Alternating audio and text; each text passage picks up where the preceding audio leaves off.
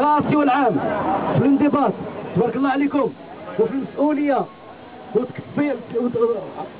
تحملتوا المشقه ديال التنقل من كافه المناطق ديال المغرب باش تأيدوا سيدنا نصره الله وتسعوا لما فيه لمصلحه البلاد. الله سبحانه وتعالى يشهد وملائكته وارواح الصالحين ان هذه الطريقه ما كتسعى بهذا العمل الا لمصلحه البلاد، الا لمصلحه المغرب بكافه ابنائه وبكافه بناته، اللي معنا واللي ماشي معنا، اللي وافقنا الراي واللي ما وافقناش. الهدف من هذا الشيء كله باش تكون بلادنا امنه مطمئنه ويكبروا وليداتنا هانيين ونكونوا قادرين اننا نذكر الله تبارك وتعالى في امن وامان.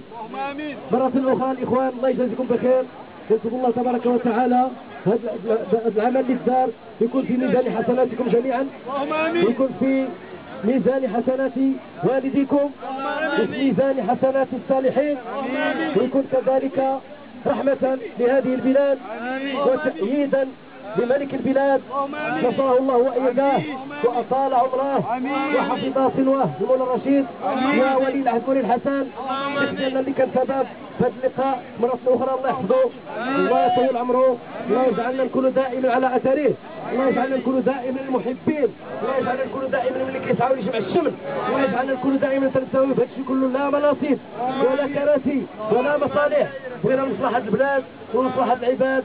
اللهم صل على سيدنا محمد الذي تقدم جلالك وعيهم جلالك ورفع فرحه منصورا وعلى آله وصحبه وتسليما، والحمد لله على ذلك.